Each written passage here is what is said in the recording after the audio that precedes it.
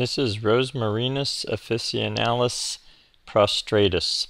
So this is what most people look at and they call rosemary. It is a prostrate form of rosemary and used as a ground cover largely, but also very kind of renowned for using hanging over a wall like you see here.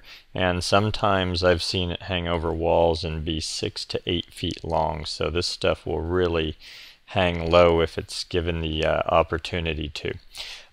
So for me, this is a plant that is overused, and you're going to see some examples. This is a large commercial planting in a green belt in Northern California.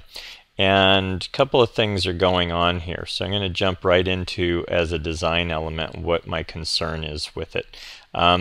This plant grows very quickly, so it's fast to establish. This planting you're looking at here is only about 5 to 6 years old, and it looks like it gets fertilized and watered very well. But you're also going to see that it has a bit of dead growth or a dead undergrowth in it, and that's the real problem with this plant. This dead wood that you see right here is a very common part of the plant, and if somebody waters it and fertilizes it the way they do this grouping, then they are really cranking up the need for maintenance and pruning. And if you look back at that, this stuff is probably 24 inches thick, and it's very common to see this kept as low as 12 to 16 inches, but a lot of this is just going crazy, and I think that's why I think it's probably being fertilized a lot. There are areas in here that were deeper than 3 feet thick, and usually a designer is not looking for that kind of depth when they're using a ground cover like this. I would say this is nice in small areas, like the first picture you saw is kind of an accent hanging over a wall.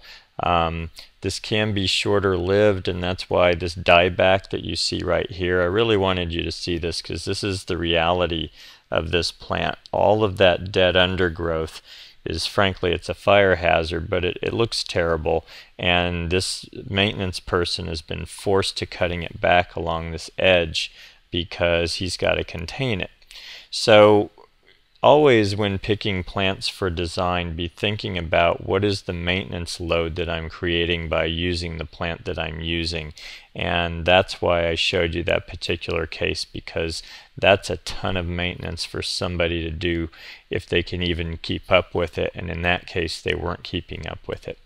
Rosemary is deer tolerant, drought tolerant, can take full sun, prefers full sun, and probably very well known for the fact that it attracts bees. Do not use this around pool areas or where people are hanging out near patios, ideally.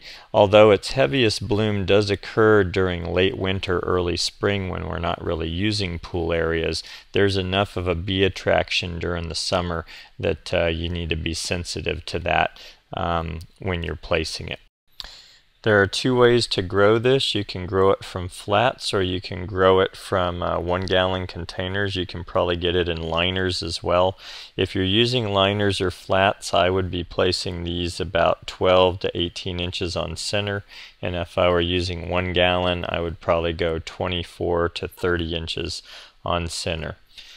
And that's what I can tell you about prostrate rosemary. Very well-used plant. For me, it's overused. Be selective and use limited amounts of it in your design, and make sure you avoid areas where people are sensitive to bees.